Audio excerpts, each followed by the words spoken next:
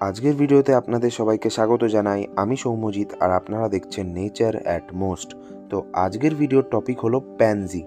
দেখুন, ফুলে পুরো গাছ ভরে রয়েছে। আপনারাও কি এরকমই ফুল চান আপনার ছাদ বাগানে? তো আজকের ভিডিওটা সম্পূর্ণ দেখবেন। খুব সহজ, মানে এত সহজ যে একবার আপনি মাটি তৈরি করে যেইটুকুনি কাজ বললাম করে দিন, আর আপনার এই গাছকে নিয়ে ভাবতেই হবে না। তাহলে চলুন দেখে নিই যে আমরা এই গাছের সয়েল মিক্সটা কিভাবে তৈরি করব। এটাই কিন্তু মেন। তো সেই চারটে উপকরণ হলো বালি, ভার্মিকম্পোস্ট আর নর্মাল গার্ডেন সয়েল। তো আমরা এখানে ইউজ করব হলো 40% ভার্মিকম্পোস্ট, 30% নর্মাল গার্ডেন সয়েল আর 30% বালি। আপনার কাছে বালি না থাকলে আপনি সিন্ডারও ব্যবহার করতে পারেন, কিন্তু তার সাথে অবশ্যই ইউজ করবেন ট্রাইকোডার্মা ভিরিডি। এটা একটা জৈব ছত্রাকনাশক যেটা আপনাদের গাছের মাটিতে ছত্রাক ধরতে দেয় না। আর তার সাথে ইউজ করবেন কি, বেশি পরিমাণে না, অল্প পরিমাণে নিমখোল।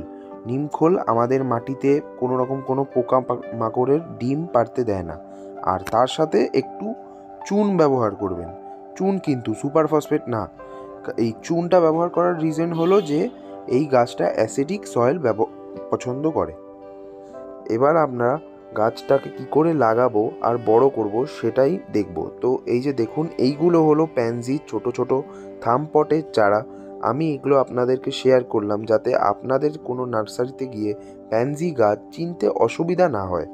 আর এই প্যানজির চারাগুলো আমরা কিছুদিন ডাইরেক্ট বালিতে রাখবো, তারপরে এইরকম ছোট ছোট সোলার কাপে ওগুলোকে ট্রান্সফার করে নেবো। এই ট্রান্সফার করার কিন্তু সম্পূর্ণ ভিডিও আমার চ্যানেলে আছে, আপনারা সেটা দেখে নেবেন। আর ট্রান্সফার করা হয়ে গেলে এরকম আমার পটিং মিক্সটা 6 inch pot is enough for pansy. তো 6 ইঞ্চ পটে কিছুদিন ভরে রোদ্দুর খাবিয়ে নেব।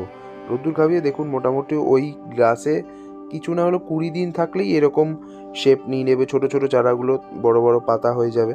ঠিক আছে, তারপর আমার ওই 6 ইঞ্চ পটটাতে আপনারা কি করবেন, উপরের মাটিটা ভালো করে একটু খুশিয়ে নেবেন, তারপরে মাঝ বরাবর গাছটাকে বসিয়ে ভালো করে জল দিয়ে দেবেন। ভালো করে জল দিয়ে 1-2 দিন ছায়ায় রাখবেন, ব্যাস। তারপরে আস্তে আস্তে গাছ গ্রোথ নেবে। এবার আমরা জানবো গাছের সানলাইট আর ওয়াটার রিকোয়ারমেন্টসের ব্যাপারে।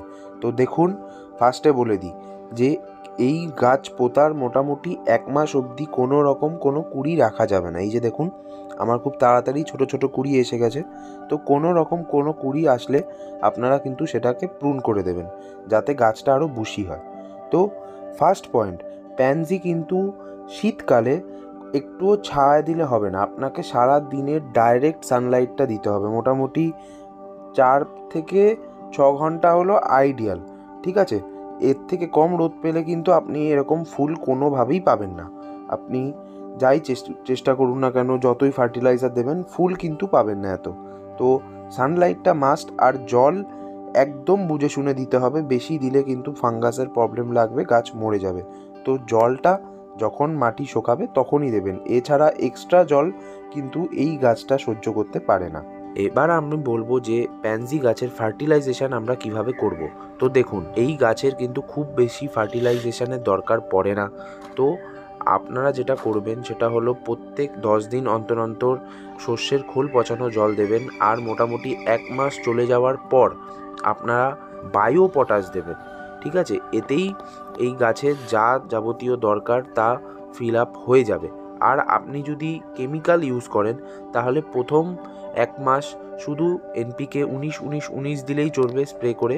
আর তারপর থেকে এনপিকে 19-19-19-এর সাথে 00-50ও দিতে পারেন। এই ইন্টারভেলটা ধরুন 19-19-19টা দেবেন সপ্তাহে 1 দিন করে, আর আর ওই 00-50টা দেবেন মাসে 1 দিন করে। এইটুকু করলেই হবে, খুব বেশি ফার্টিলাইজেশনের একটুও দরকার নেই।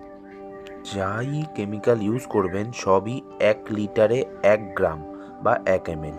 সবার শেষ কিন্তু সবথেকে গুরুত্বপূর্ণ ব্যাপারটা এবার আমরা জানবো যে পেস্ট আর ডিজিজ কন্ট্রোল। তো দেখুন, প্যানজি গাছে তো প্রচুর ফুল পাবেন, এরকম ফুল পাবেন, কিন্তু যদি আপনারা সঠিক সময় সঠিক জিনিসটা না দেন, সঠিক ওষুধ না দেন, এই গাছে কিন্তু পোকা লাগে।